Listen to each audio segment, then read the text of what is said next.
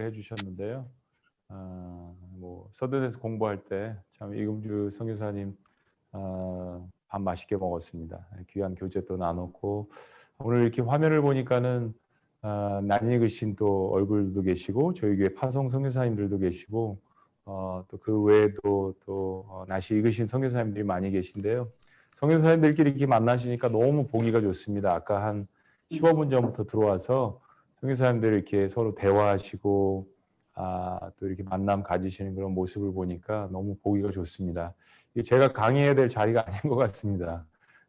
오히려 우리 이금주 선교사님이나 또 다른 분들이 사실은 너무 그 사정들을 잘 알고 계시기 때문에 선교사님들이 강의하셔야 되는 자리인데요. 그럼에도 불구하고 초청해 주셔서 감사드리고, 사실 지구촌 교회가 더 많이 선교사님들 돕기를 원하고요. 또 이번 재난지원금은 그게 오히려 전화위복이 돼서 도울 수 있었던 기회가 됐던 것 같아요. 그래서 저희 선교 담당이신 우리 이명준 목사님 이하 또 많은 분들이 또 그렇게 요청을 해주셨고, 저도 흔쾌히 저희 리더들과 함께 그렇게 할 수 있어서 조금이나마 도움이 될 수 있어서 너무나도 감사합니다. 사실 오늘 강의는 38 전략글에서 저희 침례교 목회자들 모였을 때 제가 첫 번째 시간에 했던 강의입니다. 근데 이제 주일날 제가 코로나 시대 또 뉴노멀 시대의 선교에 대해서 강의를 했어요. 여기 화면이 꺼졌나요? 근데 그 사실 내용이 어떻게 보면은 선교사님들한테 더 맞으실 수도 있는데, 오늘 강의는 그 목회 현장에서 코로나 시대 때 어떻게 해야 되는가라는 것에 대한 그 전략입니다. 또 반대로 생각을 해보면 사실은 선교사님들의 현장이 목회 현장이지 않습니까? 그래서 크로스 컬처럴에 대한 것들은 선교사님들이 너무 잘 아시기 때문에 또 전문 분야에 계신 분들이 그것을 감당하시면 좋겠고, 저는 조금 더 목회적인 상황에서 이 말씀을 드리도록 하겠습니다. 내용은 우리 선교사님들께서 취사 선택하시면은 되실 것 같고요. 네. 이렇게 좀 더 대화하면서 한 자리에서 같이 모이셨으면 너무 좋으셨을 것 같은데, 강의 내용이라서 다소 딱딱한 면이 있더라도 좀 이해해 주시고요.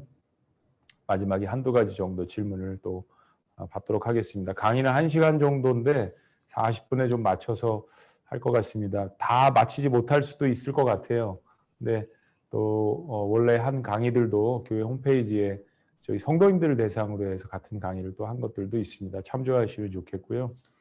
첫 번째로 말씀드리고 싶은 거는 이제 어느 시대보다도 더 목회하기 힘든 시대가 됐습니다. 뉴 노멀 시대라는 거, 완전히 새로운 그 일상이 시작되었다라는 거, 여러분들 다 감지하고 계실 겁니다. 과연 우리가 코로나 전으로 돌아갈 수가 있는가라는 것에 대해서는 이견이 많지만, 최근에 영국 학자도 발표를 했고, 또 빌 게이츠는 내년 말에 코로나가 종식이 될 수 있을 것 같다라고 하는데, 저희들이 기도하면서 영적인 의견은 이 코로나가 쉽게 끝나지 않을 것 같습니다.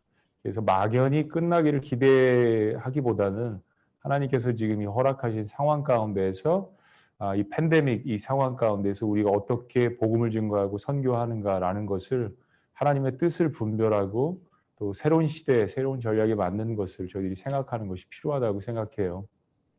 여러분 들으셨겠지만 데이비드 월러스 웰스가 쓴 The Uninhabitable Earth라는 책이 있습니다. 2050 거주 불능 지구라는 책으로 한국에도 출판이 되어서 저도 이 책을 구입해서 보고 있는데요.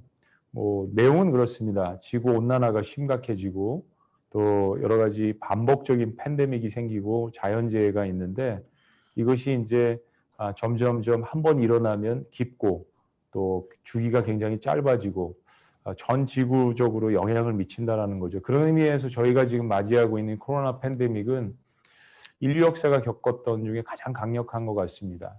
아무래도 의학이 발달하니까 치사율은 낮지만은, 그러나 광범위하게 이렇게 퍼진 것은 인류 역사상 처음인 것으로 학자들도 많이 이야기를 하고 있죠. 그리고 이제 영향력이라는 거 엄청난 그 변화가 있고요. 문화적으로도 그렇고 경제적으로도 그렇고 사회적으로도 그렇고, 특별히 우리 그리스도인들은 이제 이 복음 증거 선교 사명에 있어서 막대한 저희들이 그 지장과 데미지가 있다라는 이런 부분들입니다.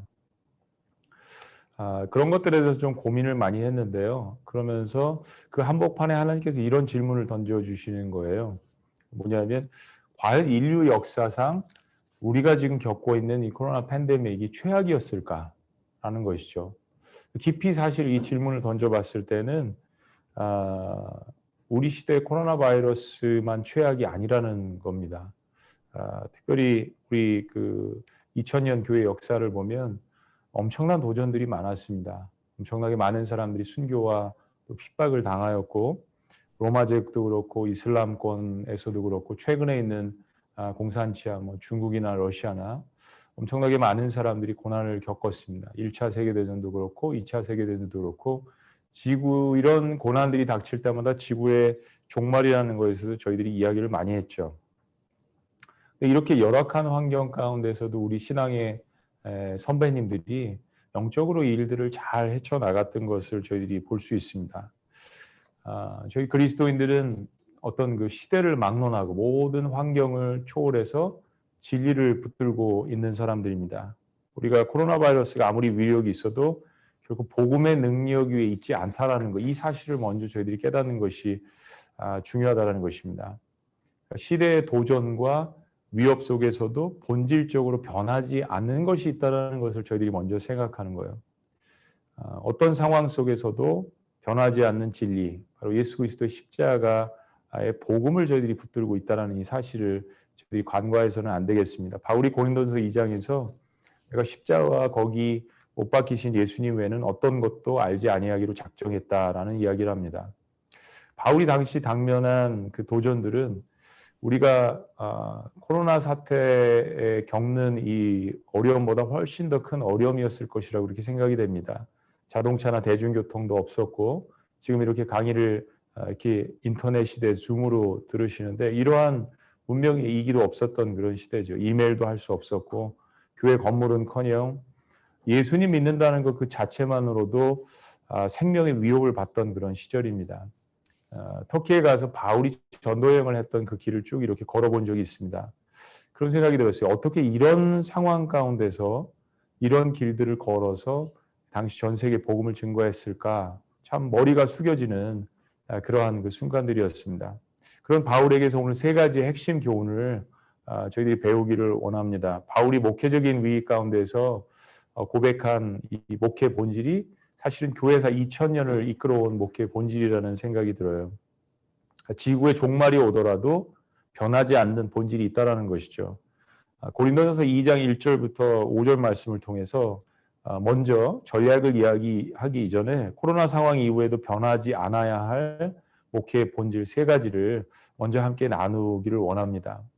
우리 선교사님들 뭐 너무나도 잘 아시는 거겠지만 이것을 한번 본질을 먼저 한번 보기를 원합니다. 첫째는 어떤 상황 속에서도 예수 그리스도와 그 십자가를 선포하라는 것이죠. 어떤 상황 속에서도 이것이 중요합니다. 코로나 팬데믹이든 뭐 전쟁이든 기근이든 어떤 상황 속에서도 예수 그리스도와 그 십자가를 선포하라. 고린도전서 2장 1절 말씀을 보면요. 형제들아 내가 너희에게 나아가 하나님의 증거를 전할 때 말과 지혜 아름다운 것으로 아니하였더니. 사도 바울이 고린도 교인들에게 목회를 할 때 그의 말이나 그가 가진 그 지혜로 목회를 하지 않겠다는 그런 선언입니다. 저희들의 목회나 설교가 말이 화려하지 않더라도 우리의 사역이 화려한 부분이 없더라도 우리가 결코 포기하지 않아야 하는 것이 있습니다. 2절은 이렇게 이야기합니다. 내가 너희 중에서 예수 그리스도와 그가 십자가에 못 박히신 것 외에는 아무것도 알지 아니하기로 작정하였습니다. 제가 지금 종교에 부임하면서요. 우리의 유일한 소망이신 예수 그리스도를 설교를 하면서 이제 저는 예수 그리스도의 그 깃발을 흔드는 마른 막대기가 되겠노라고 그렇게 선포를 한 적이 있습니다. 제 자신의 어떤 그 목회 철학 또 지구촌교회 부임하는 저의 마음의 어떤 결단이었습니다. 예수님의 십자가 부활을 설교하는 것만큼은 어떤 상황 가운데서 타협하지 말아야겠다라는 결단이었습니다. 자, 두 번째 코로나 상황 이후에도 변하지 않아야 할 목회의 본질은요. 어떤 상황 속에서도 성령의 능력을 의지하라는 것입니다. 성령의 능력을 의지하라. 3절은 이렇게 이야기합니다. 내가 너희 가운데 거할 때 약하고 두려워하고 심히 떨어너라. 사실 천하의 사도 바울이 이런 고백을 할 정도면 고린도 교회는 보통 목회하기 힘든 교회가 아니었을 것이라고 추정이 됩니다. 웅변이 아볼로에 비해서 딸린다는 그러한 비판을 받았습니다. 더불어 설교를 못한다라는 비난을 받았습니다. 또 육신이 연약하다는 비난을 받았습니다. 또 심지어 헌금을 착복했다라는 어마어마한 그러한 누명을 썼습니다. 저희가 목회자로서 사도 바울이 얼마나 많은 죽을 고비와 또 어려움을 넘겼는지 잘 알고 있습니다. 특별히 우리 선교사님들은 그런 어려움에 누구보다도 많이 노출돼 계신 분들이기 때문에 이 말씀이 참 심정적으로 많이 와닿으실 거예요. 근데 사도 바울의 연약함은 그 겸손함이 되었다라는 것이 참 중요한 사실입니다. 그때마다 바울이 의지한 이 변함없는 능력이 무엇인가? 바울이 그때마다 바로 성령의 역사를 의지하게 됩니다. 4절 말씀인데요. 다 같이 한번 읽어보실까요? 4절 시작. 내 말과 내 전도함이 설득력 있는 지혜의 말로 하지 아니하고 다만 성령의 나타나심과 능력으로 하여. 그렇습니다. 성령은 하나님께서 우리에게 주신 거룩하신 하나님의 그 영이시죠. 성령님 그분은 하나님이십니다. 성령의 역사는 꼭 기도의 역사로 나타나는데요. 이 코로나라는 이 팬데믹이 우리가 성령 안에서 함께 이처럼 오늘 이렇게 연합해서 모이셨는데 이런 연합하는 기도 사역을 통해서 충분히 극복할 수 있음을 믿습니다. 세 번째는 어떤 상황 속에서도 모든 영광을 하나님께 돌려드리라는 것입니다. 어떤 상황 속에서 모든 영광을 하나님께 돌려드려라. 5절 말씀을 함께 읽으시겠습니다. 시작. 너희 믿음이 사람의 지혜에 있지 아니하고 다만 하나님의 능력에 있게 하려 하였노라. 모든 것을 감당하는 동안 그리고 모든 사역을 마친 후에 이를 능하게 하신 분은 오직 하나님 한 분이라는 글로리 투가 오직 하나님 앞에만 영광을 돌린다는 이 사실이 우리의 사역 가운데 본질 중에 가장 중요한 것이라고 생각합니다. 나 같은 연약한 질그릇에 힘이 큰 하나님의 능력이 담겨져 있다는 것을 깨닫는 것이죠. 이거를 망각할 때 저희 목회지 또 선교지는 아픔을 겪게 됩니다. 부족하더라도 우리가 무엇을 진행하는 동안 그리고 고난을 극복하고 승리를 쟁취하는 순간에는 그 모든 것을 능하게 하신 분이 오직 하나님이라는 이 사실을 다시 한번 깨닫고 모든 영광을 하나님께만 돌린다면 우리 하나님께서 이 코로나 한복판에도 누구보다도 정말 기뻐하실 것입니다.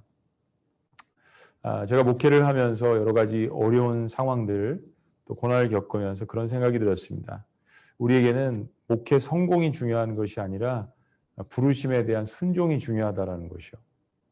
목회 성공이 중요한 것이 아니라 부르심에 대한 순종이 중요하다는 것이었습니다. 순종이 승리를 주는데 그것은 하나님께서만 주신다라는 거죠. 그러니까 세상적인 관점에서 보면 십자가는 분명히 실패입니다. 그런데 예수님은 그 부르심에 순종하셨고 십자가에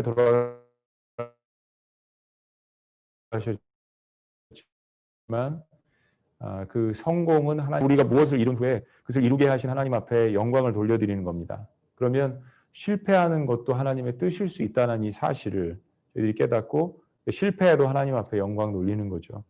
다윗이 하나님 앞에 기름을 받고서 사무엘에게 기름 부음을 받고 13년 이상을 광야에서 생활한 것입니다. 그 사건만 보면 사실은 다윗은 실패한 인생이죠. 모세가 사람 하나 쳐 죽이고 광야로 내몰려서 미디안 광야에 40년 있었는데 인간의 관점으로 보면 실패입니다. 그러나 하나님께서는 그 모든 역경과 고난과 실패의 과정도 성공으로 바꾸실 수 있는 분이라는 것. 그러니까 실패와 성공의 기준은 하나님이 정하시는 것입니다. 실패를 많이 경험한 사람일수록 하나님 앞에 겸손할 수밖에 없고 모든 영광을 하나님 앞에 돌릴 수밖에 없는 것 같습니다. 앞으로 코로나 이후에 그런 현상들이 많이 벌어질 것입니다. 사실 핍박받는 그리스도인들은 이미 그런 실패를 많이 경험하면서 신앙생활했습니다. 그러니까 우리 선교사님들은 숫자적으로 판단할 수 없는 그 성공의 척도가 있다는 것을 아시잖아요. 저희 침례교회 가장 처음 파송한 남침례교 선교사였던 우리 아도나이람 저슨 선교사님은 버마에서 미얀마에서 선교하시면서 7년에 단 한 명의 개종자도 얻지 못했습니다. 세상적인 관점에서 보면 실패지만 하나님의 관점에서 보면 과정일 뿐이었습니다.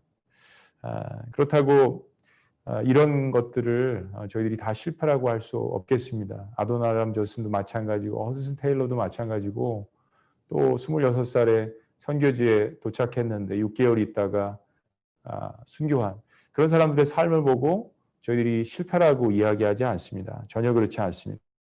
실패와 성공은 하나님께서 규정하신다는 거죠. 그러니까 저희는 십자가의 복음을 외치고 고난 가운데서 성령님만 의지하고 모든 영광은 하나님 앞에 올려드린다는 거. 코로나든 기근이든 전쟁이든 어떤 상황 가운데서도 주님 오실 때까지 변하지 않는, 그러니까 우리가 붙들어야 하는 그러한 본질이라는 거. 저는 코로나는 저희의 본질을 다시 한번 생각하게 만든다라는 것입니다. 지난주에 사실 지구촌 교회가 대형 교회지만 5번 예배를 드리면서 본당에 20명 이하로 예배를 드렸습니다. 지구촌 교회가 전혀 대형 교회로 느껴지지 않는 거예요. 그럴 수밖에 없는 그 현상과 현실이 저희들 앞에 있고 이런 것들이 저희들의 목회와 또 선교를 겸손하게 만듭니다. 그렇기 때문에 무슨 전략을 짜고 또 프로그램을 도입하고 또 가진 애를 쓰면서 새로운 변화를 추구하기 이전에 나는 과연 하나님 앞에 이 세 가지의 본질을 붙들고 목회했고 선교했는가라는 것을 먼저 점검하는 것이 중요하다는 것입니다. 이 본질을 과연 최선을 다했는가. 사우스 이스턴 침례 신학대학교 교수인 존 이와트 교수가 뉴 노멀이라는 책에서 새로운 기준을 만들어내고 목표를 세우지만 그것은 왜라는 질문을 통해서 우리의 본질을 다시 한번 점검하는 것부터 출발해야 함을 강조를 합니다. 그러면서 사명을 재점검하는 것이 모든 것을 새롭게 하는 것의 가장 중요한 중심이고 축이라는 그런 이야기를 합니다. 사실 이 뉴노멀이라는 이 책은 코로나 팬데믹 이전에 쓰여졌습니다. 2008년 금융위기 때 뉴노멀이 나오긴 했지만 선견적인 그런 생각이 있는 그 책을 쓰셨어요. 자, 변하지 말아야 될 그 본질에 대한 확신이 분명하다면 이제 그 본질을 담는 그릇이 시대적으로 변하고 있음을 한번 나눠보기를 원합니다. 그러니까 이거죠. 본질은 변하지 않지만 담는 그릇이 바뀌어야 하는 중대하고 거대한 변화가 시작되었다는 것입니다. 이걸 저희들이 받아들여야 한다는 것입니다. 제가 코로나가 시작하면서 3월 달에 저희 교육부에게 아이들이 영영 교회로 돌아오지 않을 것을 생각하고 프로그램을 만들려고 했습니다. 그럴 수 있다는 것이죠. 엄청난 변화가 시작되었다는 것입니다. 예수님께서 누가복음 5장 36절 39절에 새 술은 새 부대에 담을 것을 강조하셨습니다. 예수님 시대의 사람들은 새 포도주이신 그 예수님이 주시는 죄의 용서함과 이 영원한 구원의 역사를 누리지 못한 채 여전히 옛 포도주인 그 유대교 전통에 빠져 있었던 것입니다. 그러니까 유대인들은 예수님을 마땅히 담아야 할 하나님께서 역사에 택한 그 그릇이었잖아요. 그런 민족이지 않았습니까? 유대교 율법은 이제 오실 신랑 예수님을 담아야 할 그릇이었음에도 불구하고 그 변화에 적응하지 않고 또 거부하고 저항하고 그렇기 때문에 그 하나님께서 세우셨던 전통이지만 함몰될 수밖에 없었던 것이고 메시아가 왔지만 알아보지 못했던 것이죠. 새술이신 예수님은 문제가 없는데 이 그릇을 담아내는 시대마다 그릇을 담아내는 이 가죽 부대가 늘 새롭게 변화되어야 된다는 것입니다. 그러니까 변하지 않는 복음의 본질을 담아내는 그릇은 시대마다 바뀔 수 있음을 저희들이 겸허하게 받아들여야 한다는 사실입니다. 자, 그런 의미에서 본질을 담는 그릇, 코로나 상황 이후에 반드시 변해야 될 8가지에 대해서 이제는 좀 더 실용적인 거 구체적으로 8가지를 나누기를 원합니다. 한 가지 좀 충격적인 예화가 있는데요. 피터 루거라는 미국 뉴욕에 있는 아주 유명한 스테이크 하우스입니다. 133년 된 이 전통 식당인데 굉장히 악명 높은 곳으로도 유명하다고 합니다. 그 이유가 뭐냐면 굉장히 유명함에도 불구하고 갈 때마다 음식 맛이 틀리다고 합니다. 두 번째는 크레딧 카드를 안 받아요. 요즘 세상에 캐시로만 받는 겁니다. 그리고 굉장히 불친절하다고 합니다. 그러니까 코로나로 인해서 이 식당이 두 달 동안 폐업을 한 거예요. 여러분 아시겠지만은 뉴욕에 코로나가 굉장히 심각했을 때 하루에 확진자가 1000명이 아니라 사망자가 1000명 연일 나온 적이 있습니다. 그러니까 이런 그 코로나라는 새로운 변화 앞에서 이 133년 된 이 전통 식당이 견딜 수가 없었던 것입니다. 그래서 2달 폐업한 이후에 식당이 달라지기 시작했습니다. 첫째는 서비스가 달라졌고요. 그리고 그 스테이크의 맛이 일관되게 같아졌습니다. 세 번째는 크레딧 카드를 받게 됐습니다. 또 한 가지는 배달 서비스를 하게 됐습니다. 그러니까 모든 자존심을 133년 된 유명한 노토리어스한 이 레스토랑이 코로나라는 이 새로운 변화 앞에서 모든 것을 바꾼 겁니다. 그렇죠. 식당은요, 음식하는 것 빼고는 다 바꿀 수 있어야 합니다. 제가 생각할 때 앞으로 비성경적인 전통을 고집하는 교회는 문을 닫을 것입니다. 고집불통인 기업들, 국가는 파산할 것입니다. 그게 이미 시작되고 있죠. 저희들 뭐 대형 교회뿐만 아니라 중소형 교회들 이미 표면 밑에서 엄청난 변화들이 일어나고 있습니다. 지금 성도들이 얼마나 모이는지 또 얼마나 돌아왔는지 전혀 파악이 되지 않고 알 수가 없는 그런 환경 가운데 있는 교회들도 많습니다. 세상에 영원한 것은 없다는 거, 오직 하나님 그분과 그분이 하신 말씀 그리고 그것에 순종하는 사명자들만이 영원하다라는 거, 이 사실을 저희들이 기억해야 합니다. 그런 의미에서 저희들은 목회지나 혹은 선교지나 선택의 기로에 놓여 있습니다. 저희들 인생도 그렇고 세상도 역시 마찬가지입니다. 그러니까 코로나 바이러스건 어떤 위협에서도 우리가 가지고 있는 복음의 본질만큼은 절대로 변화되지 말아야 합니다. 타협하지 말아야 합니다. 그러나 이번 코로나 사태를 통해서 성령님께서 지금 우리에게 본질을 담는 이 그릇이 겸허하게 하나님의 말씀 가운데에서 변화해야 된다라고 우리에게 말씀을 하십니다. 구약에서 신약으로 넘어가는 과정도 그랬고요.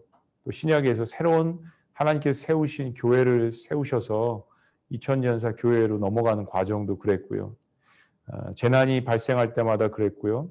세계대전이 발생할 때마다 그랬습니다. 지금 하나님께서 그런 기회를 본질을 다시 기억하고 담는 그릇을 고집불통이고 또 그리고 교만했고 우리의 의만 찾았고 이러한 그릇들은 하나님께서 다 깨시고 그것을 담는 겸허한 그러한 새로운 그릇들을 하나님께서 만들어 가십니다.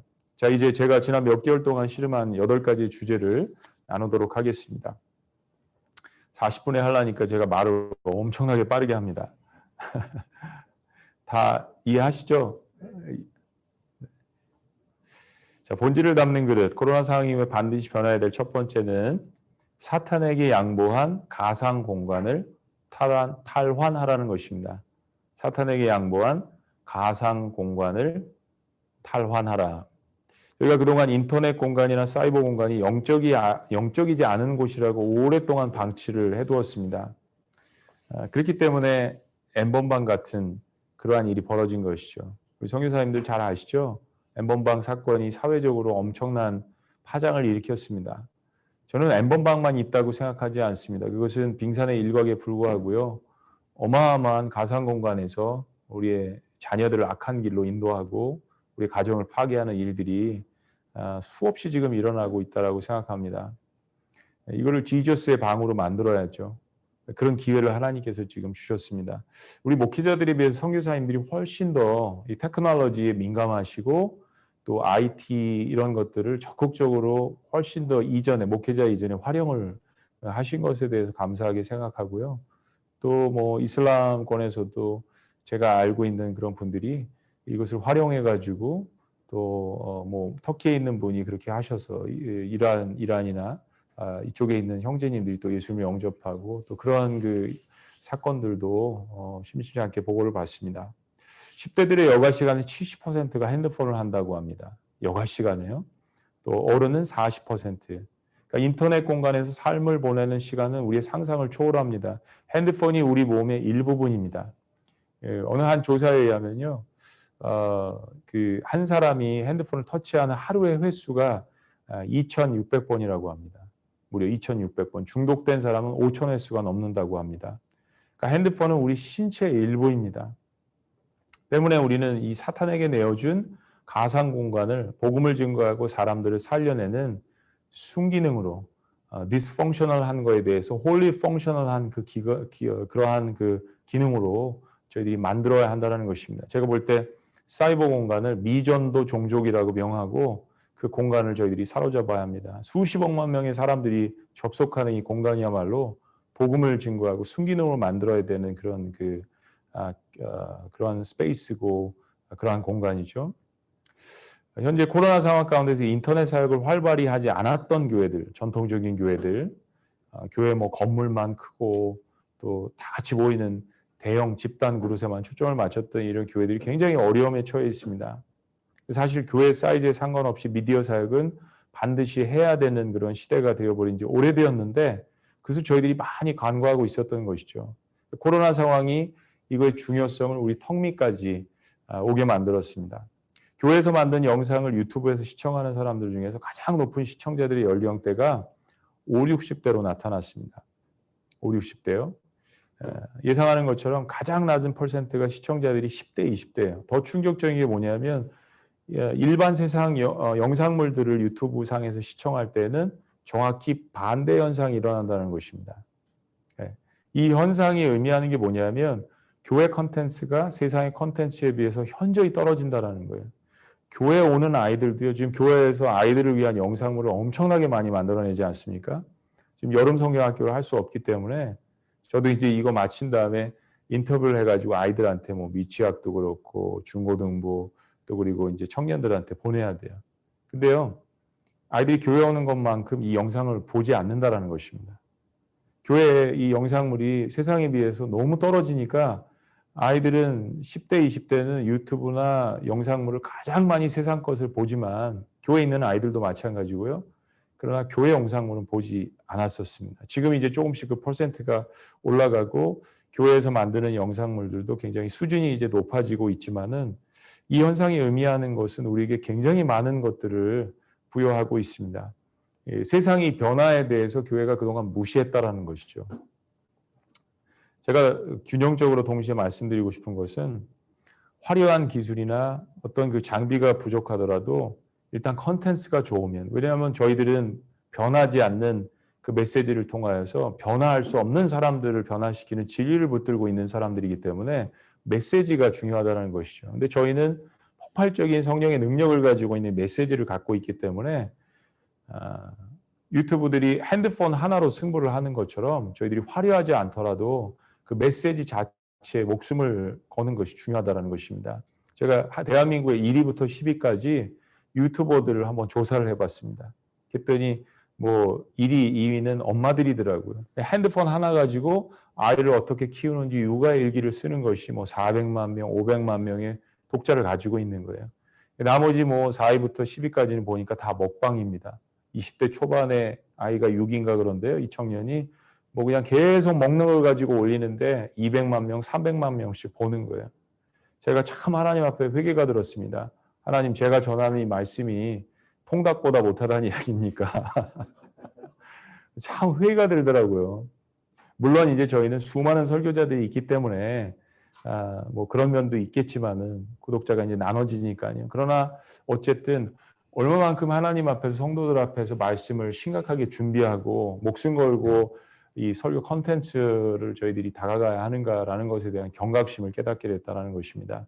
핸드폰 하나면 하나님 메시지 하나로 승부할 수 있다는 거 저희들이 깨달아야 된다는 것입니다. 비대면 시대 필수 인터넷 사역에 대해서 우리 선교사님들 뭐 잘하고 계시지만 더욱더 초점을 맞추시면 좋을 것 같습니다. 한 가지 이제 재미있게 말씀드리면 언택트라는 말은 영어가 아닙니다. 그거 아세요? 언택트라는 말은 한국 사람이 만들어낸 말입니다. 신조어로 만들어낸 말이죠. 비대면인데 이 세상에서도 이런 말들이 이렇게 만들어내지 않습니까? 그러니까 저희들도 거룩한 용어들을 성경에서 뽑아서 선교 현장에서 얼마든지 만들어낼 수 있는 것 같아요. 자, 두 번째, 저희들의 그 목회 전략 두 번째는요, 모든 목회 시스템을 소그룹으로 전환하라는 것입니다. 소그룹으로 전환하자. 미디어 사역에 맹점이 있습니다. 인간의 욕구는 대면하고 싶은 욕구가 있다라는 것. 미디어 사역을 하면서 이것을 저희 간과할 수 없습니다. 왜냐하면 기계나 가상 공간이 인간의 모든 욕구를 만족시켜 줄 수 없기 때문입니다. 신세대들은 이제 가장 많이 이해하고 연구하는 기업 둘을 들라면 애플사와 스타벅스입니다. 미국에서 제가 20년 넘게 생활했기 때문에 잘 경험을 했는데요. 근데 잘 보시면 평상시에는 인터넷 공간을 즐기는 이 젊은 세대들이 어느 순간에 보면 스타벅스 커피숍에 나와 있습니다. 이 문명이 이 기계상에서 줄 수 없는 대면을 하면서 1대1로 속으로 만나는 여기에 대한 욕구가 다 본질적으로 있다는 것입니다. 2명, 3명 이렇게 스타벅스에서 혹은 혼자 앉아있는 사람도 있는데 그 사람도 사람을 만나고 싶은 거예요. 그래서 스타벅스에 사람들 많이 모여있는 곳에 와가지고 공부를 합니다. 저희 딸도 물어보니까 그렇더라고요. 혼자서 커피 마시지만 사람들 있는 곳으로 나와 있는 것입니다. 대면하고 싶은 욕구가 다 있다는 거죠. 대그룹 예배만으로 사람은 절대로 변화되지 않습니다. 저희가 대그룹 예배에서 크신 하나님의 전능하심과 초월하심을 느낀다면 소그룹은 나와 함께 하시는 내재적인 그 하나님을 경험하고 이제 소그룹에 가서는 그것을 함께 나누는 것입니다. 내가 만난 하나님이 이 사람이 만난 하나님과 동일한 것인가를 함께 이제 나누는 것이죠. 그래서 목장교회 셀그룹은 재난과 핍박과 전쟁에 대비하는 시스템이기도 합니다. 저희 교회 이제 올로 목사님 때부터 이 목장교회를 통해서 1년에 한 번씩은 교회로 모이지 않고 그냥 주일날 교회 오지 않고 목장교회로 훈련을 했었습니다. 그러니까 코로나가 닥치니까 교인들이 목사님 저희 교회는 이때를 위해서 이렇게 했습니다. 해가지고 이제 빨리 비대면으로 해가지고 영상으로 그렇게 전환을 할 수가 있었습니다. 그것만큼 이 소그룹 사역이 너무나도 중요하다는 것이 이 팬데믹 상황 가운데서 프루브가 된 것이죠. 그러니까 대형 그룹으로 모이는 대형 교회는 앞으로 어려움을 당하게 될 것입니다. 근데 건강하게 복음을 선포하며 소그룹을 지향하는 교회는 더 강력해질 것입니다. 이것이 선교지에서도 교회를 세우시는 우리 선교사님들에게도 마찬가지로 적용이 될 것 같아요. 위튼 대학교의 그 전도학 교수인 릭 리차드슨이 최근에 You Found Me라는 그런 책을 썼습니다. 한국말로는 번역이 안 된 것 같은데요. 이분이 앞으로 가장 효과적인 전도 방식은 마이크로 철치라는 이야기를 했습니다. 그러니까 저희들이 이제 뭐 12제자 비전을 통해서 소그룹에 이제 12명, 10명 이렇게 이야기를 하는데 그거보다 더 적은 숫자 2명에서 6명 정도가 복음을 전도하고 앞으로 신앙생활하기에 가장 적당한 시대라는 그런 논지, 마이크로 철치, 조금 더 작게 가자라는 그 이야기를 했습니다. 실제적으로 종교의 자유가 없고 핍박이 강한 지역에서는 오래전부터 이런 마이크로 철치가 큰 힘을 발휘했던 것을 선교사님들은 누구보다도 잘 알고 계시죠. 저희가 목회 시스템을 성경적이고 또 초대교회를 모델 삼아서 셀그룹으로 전환해야 되는, 예전에는 이제 억지로 했는데 지금은 이것이 너무나도 중요하다는 생각들을 우리 목사님들께서 많이 하십니다. 지금 이제 특별히 한국 국가에서 소그룹도 이제 제한을 하고 그러고 있지만은 사실은 이것이 이제 풀려질 것이고요. 소그룹의 중요성, 현장 예배도 포기할 수 없지만 그만큼 중요한 것이 이 셀그룹이라는 것입니다. 이번 코로나 팬데믹이 셀그룹 목회 철학이 복음을 건강하게 담아내는 그릇이다라는 것을 다시 한번 입증했다라는 것입니다. 자, 세 번째, 소그룹 모임보다 더 작은 단위인 가정 사역을 든든히 하라는 것입니다. 이번에 많은 성도님들의 고백이 정말 오랜만에 가정 예배 회복을 경험했다라는 것입니다. 이렇게 보니까요, 밖에서 마스크 써라, 거리 유지해라, 별 얘기를 다 해도 일단 아파트 문을 열고 가정으로 쓱 들어가면 그 모든 것이 적용되지 않는 유일한 기관이 가정입니다.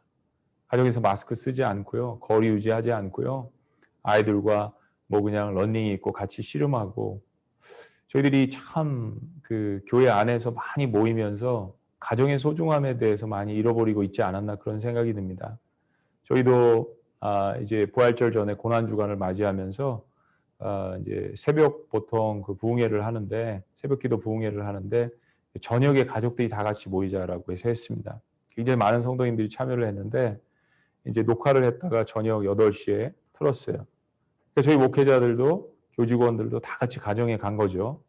그래서 저희들이 성찬식을 가정에서 아버지나 어머니가 인도를 하고, 그리고 또 세족식도 하고 했는데 목회자들이 평생 처음 자녀들과 함께 성찬식을 한 거예요. 평생 처음 세족식을 한 겁니다. 그 일주일 동안 얼마나 많은 간증과 눈물들이 있었는지 저희 자녀들도 세족식을 할 때 얼마나 많이 우는지 모르겠어요. 그러니까 목회자가 가정을 잘 돌볼 수 없었고 또 자녀들의 관심을 많이 갖지 못했던 그런 것에서 이 코로나라는 것을 통해서 하나님께서 가정이 어떤 것이라는 것을 정말 깨닫게 하신 거 굉장히 큰 기회였다라고 생각합니다. 아까 말씀드린 것처럼 엠번방 이런 사건을 보면 참 가정들이 많이 무너지고 있는데 하나님께서 가정을 건강하게 하시려고 우리에게 주신 축복 가운데 하나가 이런 것이라는 그 생각이 듭니다. 그래서 목회자가 가정 매뉴얼을 만들어주고 선교지에서도 우리 선교사님들도 지속적으로 제공해 주는 것이 필요합니다. 가정이 건강해야 교회가 건강하다라는 목회 철학이 다시 한번 저희들에게 회복돼야 함을 믿습니다. 자, 이제 조금씩 진보하는 건데요. 네 번째는 주일학교 교육의 패러다임을 바꾸라는 것입니다. 이 패러다임 시프트가 너무나도 필요한 시대가 되는데요. 한국 교회는 일부 성도들에게 자녀들 신앙은 교회가 책임져야 한다는 잘못된 생각을 갖게 만든 것 같습니다. 근데 하나님은 자녀의 신앙에 대한 궁극적인 책임은 부모에게 물으실 것입니다. 자녀들 일주일에 교회 오는 시간 얼마 되지 않습니다. 대부분 학교와 가정에서 보내죠. 교회는 모든 것을 할 수 있는 기관이 아니라 방법과 방향을 제공해 주는 기관이 되어야 됩니다. 교회는 자녀들을 주일에 예배드리게 해주는 것으로 책임을 다하는 것이 아니라 부모님들께서 집에서 주일학교 교사가 되도록 부모들을 훈련시켜 줘야 한다는 것이죠. 2000년간 나라 없이 또 주권과 영토 없이 살아왔지만은 그 민족성과 구약의 신앙을 유지할 수 있었던 유대인들의 가장 큰 힘이 뭐였냐면 가정입니다. 하브루타 교육 방식, 하브루타에 관한 이제 책들도 많이 나와 있는데 하브루타 교육은 토론에 굉장히 유용한 거지 않습니까? 자녀들에게 끊임없이 질문을 던지고 또 아규하는 것도 같이 받아들이고 또 탈무드 교육은 지혜를 길러주는 데 최고이고요. 쉐마 교육은 신명기 6장 말씀을 바탕으로 둔 최고의 신앙 철학입니다. 여기 이런 것들에 대해서 한 두세 권 정도 시중에 나와 있는 책들을 구입해서 한 10권 정도 목회자가 읽어보고 사실 중소형교회나 선교지에서 뭐 교육전도사님 둘 수 없는 그런 환경들이 많으시잖아요. 근데 목회자 스스로가 10권 정도를 읽고 가이드라인을 만들고 평신도 리더들에게 학부모 모임을 만들어줘가지고 그 학부모 모임에서 반장을 뽑아서 그분들로 하여금 이 독서 토론회를 하게 하는 거죠. 한 10권 정도 하브루타, 쉐마, 탈무드 이런 책들을 사서 그래서 만약에 전사님이 없다면 부목사님 같이 섬길 사람들이 없다면 부모님들을 통하여서 그들 스스로 가르칠 수 있도록 목회자가 제공을 해주는 그런 역할들이 너무나도 중요하다고 생각합니다. 저도 이제 개척을 해서 미국에서 아까 이금주 선교사님 말씀하셨지만 다려놓는 교회를 개척해서 사실은 그런 시스템을 많이 했었습니다. 많이 재미도 보았고 또 그들 스스로 본인들도 하면서 굉장히 그 기쁨을 느꼈던 그런 경험들이 있었습니다. 주일학교 교육의 패러다임 시프트가 이루어지지 않는다면 저희들은 계속해서 아이들을 세상에 잃어버리고 있다라는 이 경각심이 필요한 것 같습니다. 자, 다섯 번째, 이웃과 소통하고 연대하라는 것입니다. 코로나 사태를 해결하는 세상의 가장 중요한 키워드는 연대입니다. 연대. 교회에서 사실은 가장 먼저 외쳐야 되는 것이 연대인데 참 부끄러운 것이 한국 사회 또 이 대한민국처럼 교단과 교계가 이렇게 많은 나라가 없는 것 같습니다. 참 이 작은 나라에서 남북으로 갈라져 있는 것도 서러운데 참 이 작은 나라에서 무슨 지방 색깔이 그렇게 많은지 무엇도 나눌 수 있는 게 그렇게 많은지 하나님 앞에서 저희가 참 부끄럽고 또 회개해야 될 것들이 많은 것 같아요. 코로나가 닥쳤을 때 저희 그 성남에 있는 목사님들이 다 바쁜 분들인데 제가 보니까 여기 별들의 전쟁이더라고요. 별들의 전쟁. 성남 분당에 유명한 그 교회들이 많이 있는데 코로나가 닥치니까 갑자기 할 일이 없어지셔가지고 2, 3개월 동안 매주 목요일 날 아침에 만났습니다. 만나가지고 같이 기도하고 격려하고 하면서 어떻게 앞으로 목회를 할 것인가 이런 생각을 하다가 저희들이 같이 모여가지고 조금씩 헌금을 해서 한 3억 5천만 원을 대구에 전달을 했습니다. 또 저희들이 속한 성남시나 또 용인시 저희 교회는 이제 용인시에도 수주 채플이 있기 때문에 찾아가서 성금을 전달하고, 그 당시에 그 공무원들이 고생을 굉장히 많이 하셨거든요. 그래서 가서 시장님 만나서 기도해드리고 이런 그 역할들을 하고, 저도 이제 4월은 한 달은 그 저희 사례비를 그냥 다 교회 헌금을 하고, 저희 이제 큰 교회 목사님들이 30% 이상을 국가의 공무원들, 고위급 공무원들이나 또 대기업의 CEO들 이런 분들이 30% 이상을 이제 모아가지고 NGO 기관에 이렇게 기부를 하고, 이런 것들이 이제 연합 사역을 한 것입니다. 또 부활절 때는 연합 예배를 드리면서 성찬식을 온라인으로 하기도 하고요. 다 같이 설교하고, 또 선교지를 위해서도, 선교지 위해서도 저희들이 같이 기도를 했거든요. 13개 교회 같이 모여서. 그러니까 참 그 성도들이 그런 모습을 보고 굉장히 기뻐하더라고요. 코로나 시대 교회 역할은 연합과 나눔이라고 생각합니다. 연합해가지고 무슨 힘을 발휘하는 게 아니라 연합해서 거기서 나온 것을 가지고 같이 나누는 거죠. 그런 면에서 교회가 독자적으로 교단을 돕고 각 사역들을 진행하고 이런 것도 중요하지만 동시에 지역에 있는 교회들이 연합해서 함께 도우면 더 큰 일을 할 수 있다는 것을 깨달았습니다. 한국교회 전체 이미지를 살리는 것이 굉장히 중요하다고 생각합니다. 제 이제 전공이 전도 신학이고 부전공이 이제 선교를 했는데, 이미지 메이킹 이벤젤리즘이라는 책을 올해부터 쓰고 싶었습니다. 그러니까 한국교회가 이미지 메이킹을 하는 데 있어서 많은 실패를 했다는 것이죠. 사탄은 정말 교묘합니다. 저희들이 뱀처럼 지혜롭게 비둘기처럼 순결하게 사역을 해야 되는 부분이 필요한 것 같습니다. 개인이 다른 사람 도운 일은 모르게 해야겠지만, 교회가 사회를 도운 일은 세상이 알아야 복음을 전파하는 데도 큰 다리의 역할을 할 수 있다는 것을 저희들이 깨달아야 합니다. 이제 한국 사람들은 교회가 뭐 한 거 이렇게 자랑보다는 알리면 또 그것을 비난하는 그런 그 문화가 있더라고요. 이 유교 문화가 한국 사회에 있는 것 같습니다.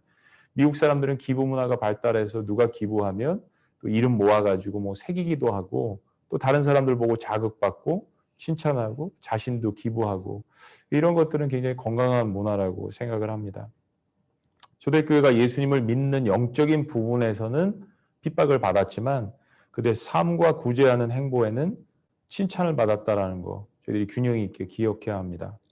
자, 6번째는 대사회적인 사역과 복음 전도가 함께 가는 시스템을 구축하라는 것입니다.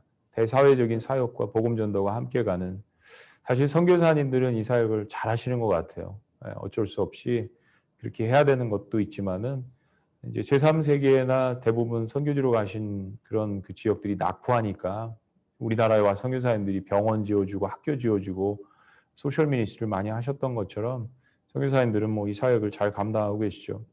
코로나가 한국에 이제 막 기승을 부릴 때 4월 달에 경기도 시골의 어느 한 교회가 매스컴에 보도가 됐는데요. 이 교회에서 마스크를 제작해서 배포하는 모습을 보았습니다. 이 교회가 동네 한복판에 있는데 그냥 뭐 그 동네랑 그냥 이렇게 억세스가 굉장히 쉽게 연결된 교회였어요.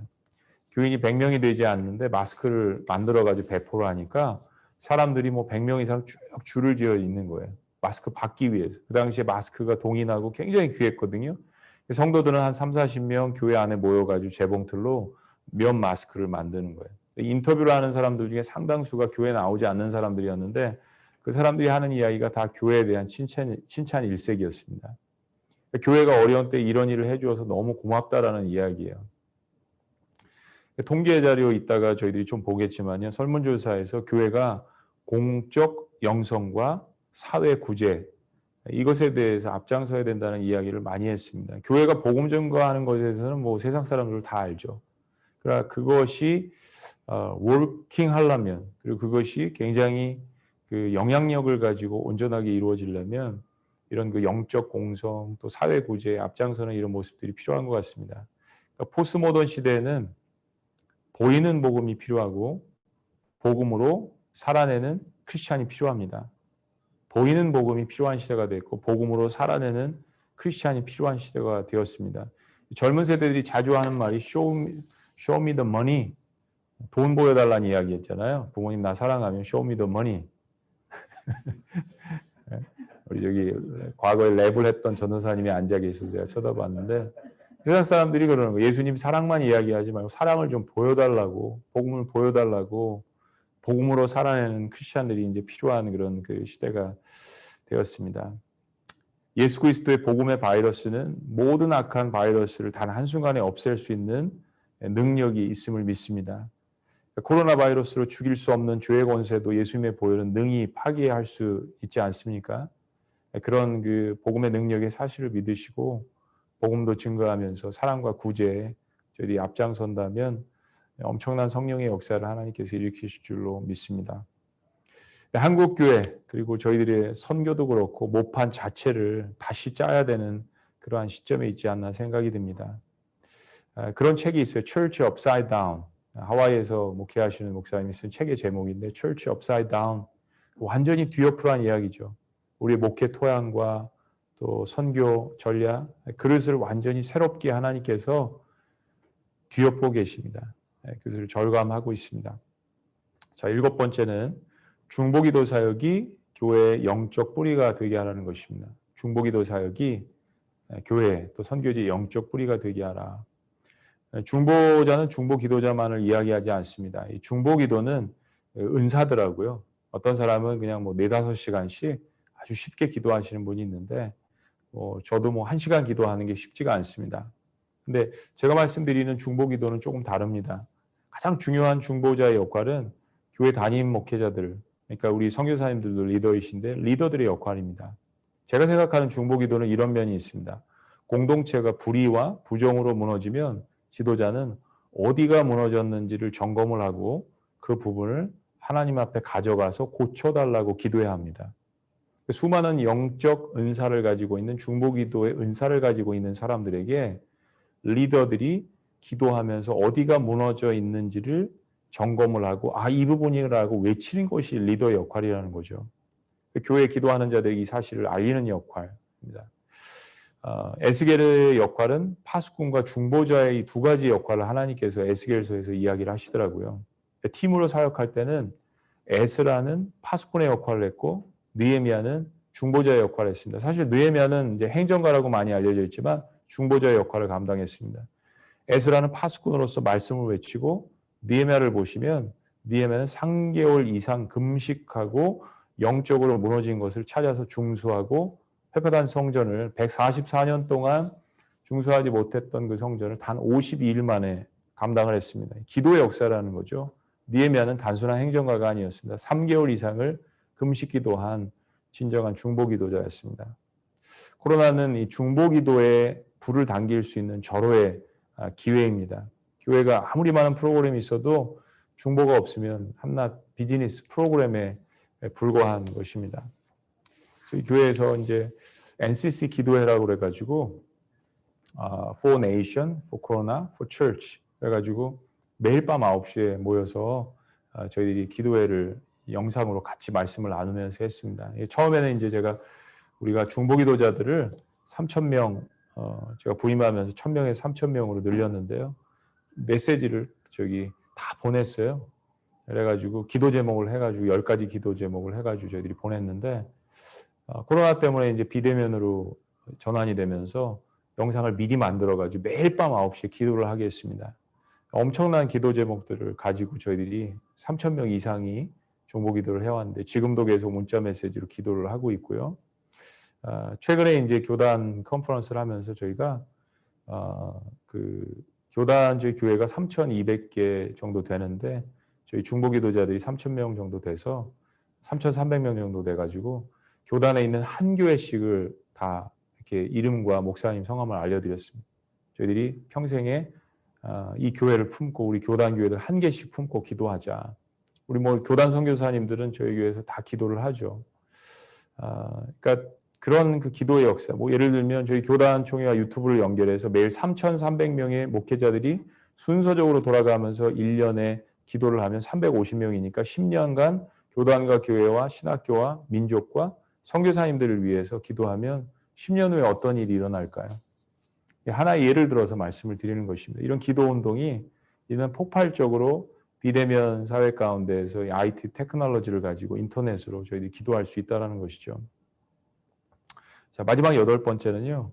스트레러지라기보다는 지금까지 이야기한 모든 것들을 정리하는 겁니다. 3가지 목회 본질에 목숨을 걸라라는 것입니다. 세 가지 목회 본질에 목숨 걸자.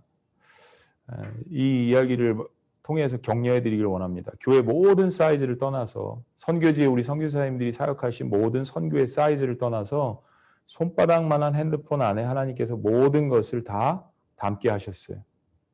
다 그냥 겸손하게 하시는 거예요. 크든 작든 잘났든 못났든 사역의 역량이 크든 작든 실패했든 성공했든 핸드폰 안에 다 담게 하셨습니다. 크든 작든 모든 사역을 겸손케 하시는 거죠. 그렇다면 저희는요, 이 컨텐츠, 메시지에 목숨을 걸어야 합니다. 메시지에. 설교에 목숨 걸어야 합니다. 예배에 생명을 다해야 되고요. 컨텐츠가 성경적이면 기술이나 화려함은 사실은 데코레이션에 불과한 거거든요. 예. 이 부분을 놓치면 그릇이 아무리 금그릇이라도 나는 잡초를 담고 있는 그런 것이나 마찬가지입니다. 자, 마지막 큰 세 번째, 종말의 때를 분별하고 대비하라는 것입니다. 종말의 때를 분별하고 대비하라. 최근에 우리 선교사님들도 읽으셨는지 모르겠지만은 저명한 신학자 두 사람 그리고 평신도 책 세 권을 읽었습니다. 존 파이퍼 목사님이 이런 얘기를 했어요. 코로나는 하나님의 심판이라고 하면서 예수 그리스도만이 해결책이라고 이야기했습니다. 코로나 하나님의 심판이고 예수 그리스도만이 해결책이다. 맞는 이야기죠. 아멘. 또 옥스퍼드대 레녹스라는 교수님이 수학과 교수님 평신도신데 코로나 전염병을 허용하시는 하나님은 여전히 사랑이시다 라는 이야기입니다. 강조점이 조금씩 다릅니다. 세 번째 신학자 탐 라이트는 이런 이야기를 했습니다. 우리가 심판이든 뭐든 어떤 판단을 내리기 이전에 하나님 앞에 고통당하는 영혼들을 위해서 기도하고 우리가 할 수 있는 구제를 하자. 그러니까 why라는 질문만 하고 탁상 토론을 하는 것이 아니라 how를 강조한 거죠. 사람들은 굶어 죽어가고 있고 또 영원한 진리를 모르고 공허한 가운데 영적으로 죽어가고 있는데 우리는 앉아가지고 이게 심판이다 뭐다 토론하고 싸우고 알교하고 갈라지는 것이 아니라 저희는 말씀을 외치고 이제 구제하는 것이 중요하다는 것입니다. 자, 코로나를 대면하면서 아까 말씀드린 코람데오라는 말이 생각났습니다. 하나님께서 우리를 그냥 다 그 줄 하나 딱 그으시고 크든 작든 뭐 하든 거기에 다 모이게 하시는 것 같아요. 하나님 앞에 다 서게 하십니다. 빨리 가던 일을 멈추게 하시고 과역, 과적, 과실 이런 모든 하나님보다 앞서갔던 모든 것들을 멈추게 하시고 그냥 그 줄 아래 다 모이게 하시는 거예요. 하나님께서 여호사밧을 일깨우시려고 아람 군대를 일으키시지 않았습니까? 사람의 매와 인생의 채찍을 드시고 그러니까 여호사밧이 유대 리더들이 갑자기 닥친 이 수십만의 아람 대군 앞에서 어쩔 줄 모르고 아무것도 할 수 없는 그러한 두려움 가운데 있었습니다. 그 위기의 상황에서 여호사밧이 이렇게 기도합니다. 역대하 20장 12절에 13절 말씀인데요. 한번 같이 읽어보시죠. 자, 다 같이 시작. 우리 하나님이여 그들을 진권하지 아니하시나이까 우리를 치러오는 이 큰 무리를 우리가 대적할 능력도 없고 어떻게 할 줄도 알지 못하고 오직 주만 바라보나이다. 그렇습니다. 오직 주만 바라보나이다. 어떻게 할 줄 모르고 주만 바라보나이다.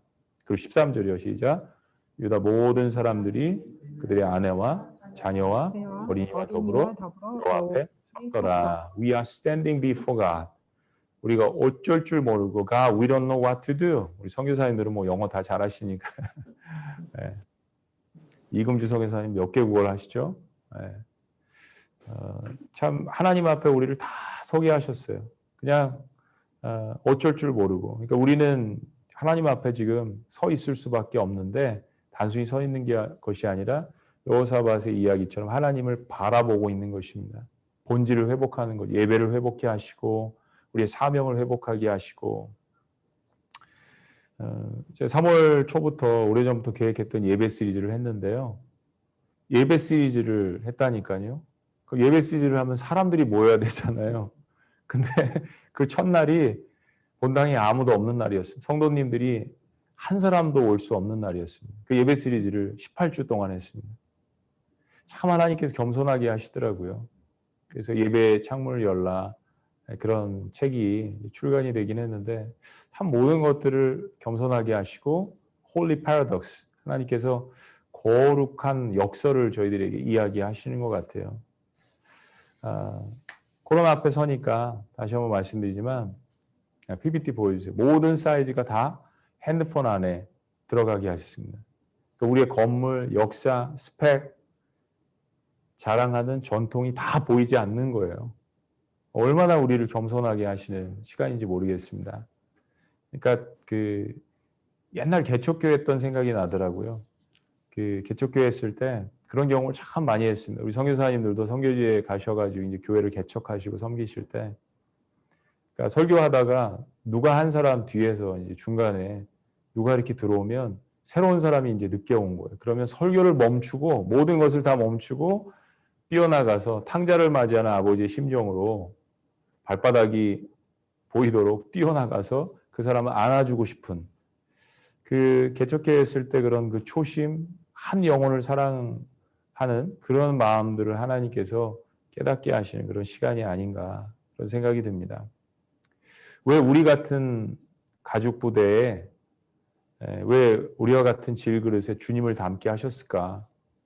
선교사님들은 그 고국과 또 고향 떠나서 그 먼 타지에 가셔서 복음을 증거하시는데 때로 힘들 때마다 그 사명 부르심에 대해 생각을 많이 하실 것 같아요.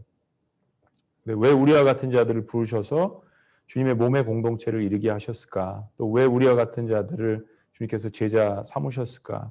또 왜 우리와 같은 자들을 부르셔서 그 먼 이국에, 인도네시아에, 말레이시아에, 중국에, 또 네팔에, 중동에, 우크라이나에, 이 뭐 그런 그 어마어마한 나라에 왜 우리를 부르셔서 복음을 증거하게 하셨을까? 고린도후서 4장 7절 말씀으로 또 격려하고 위로하면서 말씀을 마치려고 합니다. 고린도후서 4장 7절 말씀입니다. 다 같이 한번 읽어보시죠. 시작. 우리가 이 보배를 질그릇에 가졌으니 이는 심히 큰 능력은 하나님께 있고 우리에게 있지 아니함을 알게 하려 함이라. 그렇습니다. 그러니까 변하지 않는 본질이신 예수 그리스도를 담을 새 가죽 부대, 질그릇은 바로 우리입니다. 그것이 하나님의 은혜죠. 깨진 그릇을 하나님께서 주섬주섬 모으셔서 그래도 복음의 능력을 담을 수 있는 질그릇으로 만들어 주셨고, 그리고 그 은혜를 깨닫고 모든 영광을 하나님께 돌리게 하기 위해서 저희들을 목회지로, 선교지로 하나님께서 이렇게 보내셨다라고 생각이 됩니다. 교회는 우리가 하나님께 마땅히 돌려드려야 될 영광이 있습니다. 하나님의 영광이 머무는 교회 공동체를 만들려면 그 영광을 하나님 앞에 계속해서 돌려드리는 것이 필요하다고 생각합니다. 제가 이제 우리 선교사님들이 선교지에 계시기 때문에 크로스 컬처럴, 또 특별히 이제 선교지에 맞는 그런 이야기를 말씀드리려고 하다가 여러 고민을 하다가 이것을 말씀드린 이유는 선교지도 사실 교회 사역이시잖아요. 그리고 교회에 하나님의 심히 큰 능력이 담겨져 있는 것이기 때문에 그런 의미에서 선교사님들이나 저나 다 목회자의 심정으로 목회를 하신다라고 그렇게 믿습니다. 그래서 오늘 사실은 고린도전서 1장, 2장 1절부터 5절 말씀을 중심으로 변하지 않는 이 본질 세 가지를 말씀드렸고요. 시대가 변했기 때문에 그것을 저희들이 8가지의 전략 말고도 우리 선교사님들이 선교 현장에서 하나님께서 이 부분 변해야 된다, 새로운 그릇을 만들어라 하시는 분들은 그런 부분들은 두려워하지 마시고 하나님 말씀에 순종해서 바꾸시면 좋을 것 같습니다. 주일날 뉴노멀 시대 선교라는 그 설교를 했는데요. 그 말씀도 한번 그 유튜브를 통해서 한번 들어보시면 좋을 것 같습니다. 선교의 축이 어떻게 그 유대인에서 이방인으로 옮겨졌는지, 또 베드로의 시대에서 사도 바울로 옮겨졌는지, 또 예루살렘에서 전 세계로 옮겨졌는지, 그런 것에 관한 그 말씀을 주셔서 선교사님들이 생각하면서 사실은 그 말씀을 준비를 했습니다. 한번 같이 들으시면 좋을 것 같습니다. 네. 말씀 들어주셔서 너무나도 감사합니다.